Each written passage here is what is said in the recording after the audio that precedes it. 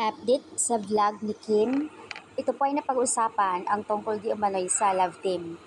Ang pagbabahagi naman ni Kim, yun po sa Q&A yun, kaya napag-usapan ang tungkol sa love team. Ayon nga naman kay Kim na mas maganda kung may partner ka talaga, I mean love team. Na sumikat ka, hindi lang iyon, syempre, mas ganado pagka kumilos, hindi kayo ilag sa isa't isa, kilala nyo na ang isa't isa. Different nga daw kapag ka-individual kasi mas madali mabigyan ng proyekto, hindi lang iyon, mas nakikilala dahil doon sa pairing. Based lang doon sa observation, doon sa explain ni Kim na pabor sa kanya ang love team. Parang dinidipinsahan lang din ni Kim yung love team kasi nga may mga issue doon na toxic ang love team. Pero para kay Kim, okay para sa kanya. Mas maganda yun. Samantala ang team Paulo Avellino naman, fans, ito po ay solid fan ni Paulo, ay meron po siyang mga revelasyon. Hindi siya against dito sa love team ng Paulo and Kim Pao kung tawagin, hindi siya against. Sa halip na na-appreciate niya na sinasabi pa niya na malakas ang chemistry ng Kim Pao. I'm not into love team because I'm only here to support Paulo Avellino. But I notice yung kilig is always there. Yung kilig is always there naman eh. But yung deep connection nila and this present is like he is a matured, happy, yes. And you can, as you can see, it is his eyes and actions pure intention. And lastly, it's not fake at all.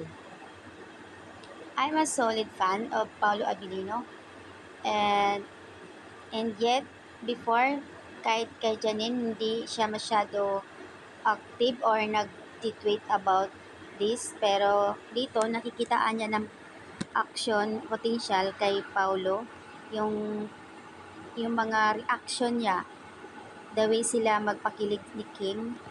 So ayan, na-appreciate niya iyon. And he once said it during the interview, yung kakalipat niya nung nasa ABS-CBN.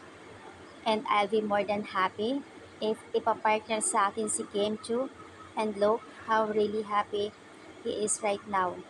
Kasi nga noon, nung lumipat si Pao sa ABS, nagkakaroon ng interview.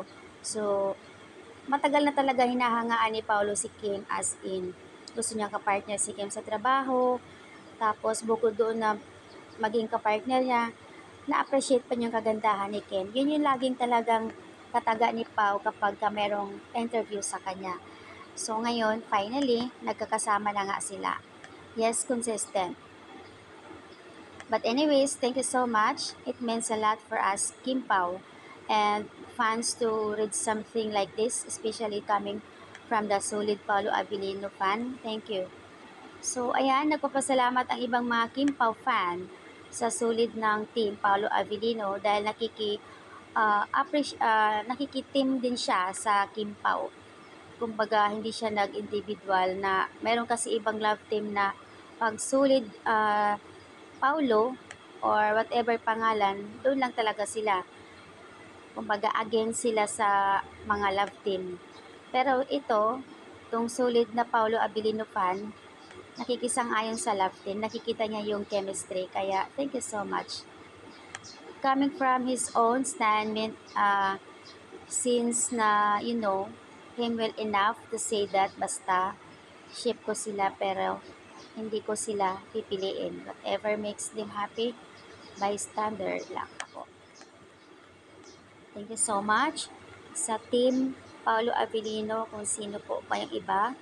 Dahil nagkakaisa tayo, iisa lang yung susuportahan natin. Kaya dapat happy tayo, nagkakaisa tayong lahat. Sana ganito palagi lahat, yung nagkakaisa, hindi lang Kim Pao, hindi lang Kim Chunatics, hindi lang Team Paulo. So dapat nagkakaisa para mas masaya at mag-grow pa yung kanilang love team.